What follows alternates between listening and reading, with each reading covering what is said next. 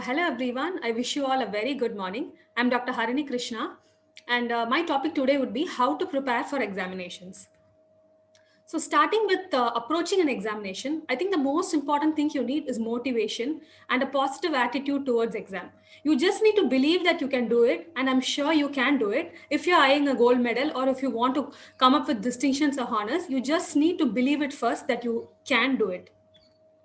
But I always feel that performance in exams does not just depend upon studying only in the third year or just before the exams. It has to start right from the beginning, right from the first year and second year. But how do we do it? In the first year, the most important thing would be going to the clinic and seeing patients, seeing as many patients as possible. It could be just torchlight or it could be slit lamp examination, that doesn't matter. But coming back home and then studying about the cases seen in the OPD is very, very important. You can study in Payman or Kansky or any book of your choice, but making it a habit to study for 1 hour every day about the cases you just saw in the OPD is more than enough. It will give you a lot of confidence and knowledge. I truly believe that the eyes see only what the mind knows. So once you start studying regularly every day for 1 hour, you feel more confident to go to the OPD and you would cover a lot of topics too. We all know that in post graduation, nothing would be spoon fed. So you should always have a good rapport and relationship with the seniors. And you can learn a lot of things from seniors only and not directly from professors. It's very difficult. So you need to keep asking them a lot of doubts and clear all your doubts right from the first itself, because you never want to continue a post graduation with some wrong ideas or wrong concepts in your mind. So always clear off your doubts right in the beginning. And by the middle or the end of the first year, you must be able to select your main textbook. As I already mentioned, it could be Kansky, it could be Payman or AO. That is your choice. But you must be able to select your base textbook. You can always study from reference standard textbooks like for Ryan's from Retina or Shields for glaucoma and add stuff from that into your main textbook. Never shy from reading standard textbook. You can always refer more than one textbook for every specialty, but then you need to combine it with your main textbook. I always emphasize on taking notes because in post graduation it doesn't depend upon one book. You need to study in 2 or 3 books. So you need to compile them into one notes. So these were my notes. I had separate notes for every specialty. These were my retina notes, and the first page of every notes used to contain all the contents divided based on paper 1, paper 2 to paper 4. And I used to write notes, and later on if I need to add points, I used to add them with stick notes. So maintaining separate notes for every specialty will make it extremely easy for you during your revision for exams, and you can also use it in your future for teaching your juniors and other purposes too. So when coming to studying from articles, keeping the knowledge part apart, only from an exam point of view, only for the topics which I was not able to find adequate in standard textbooks or I couldn't comprehend easily, only for those topics I studied from articles, and mainly from DOS articles and other articles from online sources and good journals. So we need to learn to balance study, work, and personal life, because as we enter into second year, things get more difficult. We have to manage OPD, theater, ward, and personal work too. But as I already mentioned, if you had already made it a habit to study 1 hour per day, it becomes kind of a routine, and you really can't stop yourself from studying every day.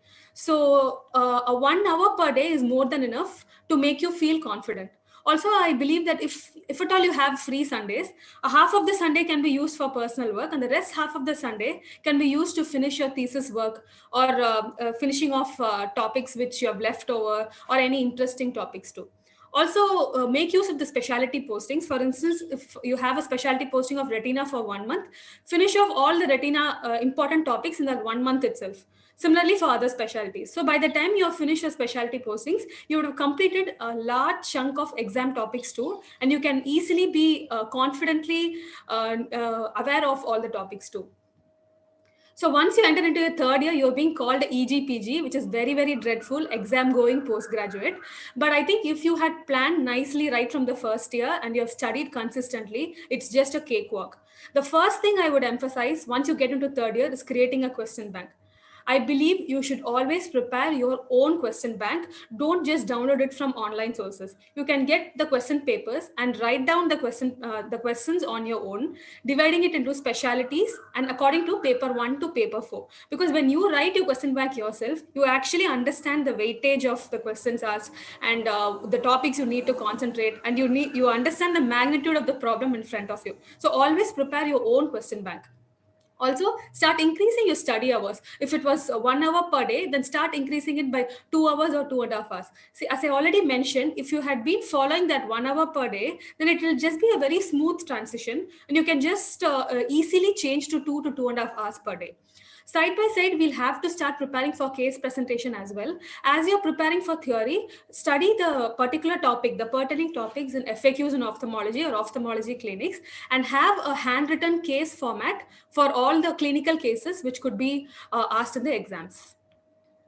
So as we enter into the second part of third year, things get very stressful. You feel a little burdened. So I always recommend you to go for group studies, because when you're in a group, you feel less stressed, you feel happy, and when you're around with friends and things are discussed, I feel it you can remember them better when it is discussed in a group. So if you have like-minded people around you, always go in for group studies, and never shy to ask for help. There are a lot of nice people around us. You can always ask your senior residents, your juniors, to help you during exams, to help you they can teach you nice topics, and you can also remember them better.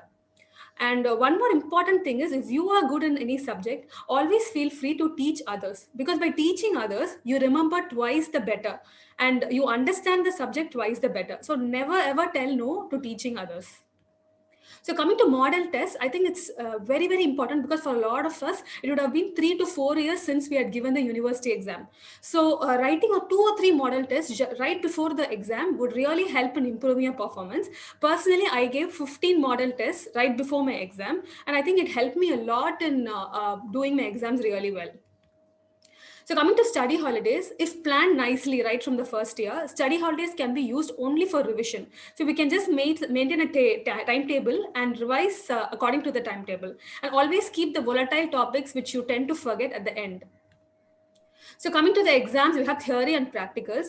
In theory, you may know a lot of stuff, but that doesn't matter. What you're going to show to the examiner, that's the only thing that matters in the exam.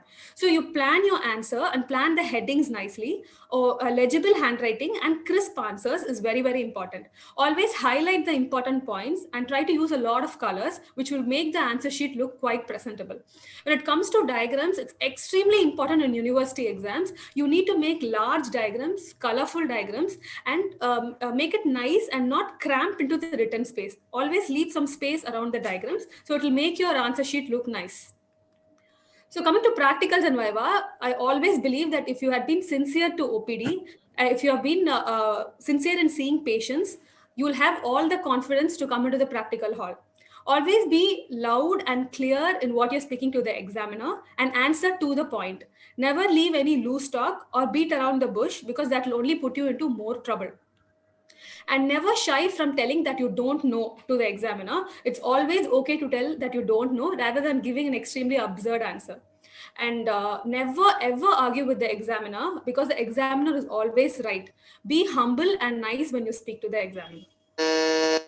So coming to the end, so what makes the difference between a gold medalist and the rest? I think there are people who are much more smarter and intelligent and well-read than the gold medalists. But what matters is what you present at that point of time and the presence of mind you have.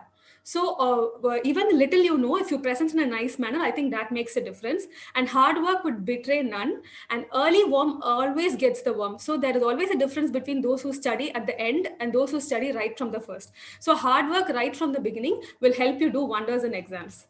So somehow in my mind, at the back of my mind, always the medal was there right from the first day of my post-graduation, and I was somehow able to make it. And if I can, I think anyone can. So all the best, and thank you.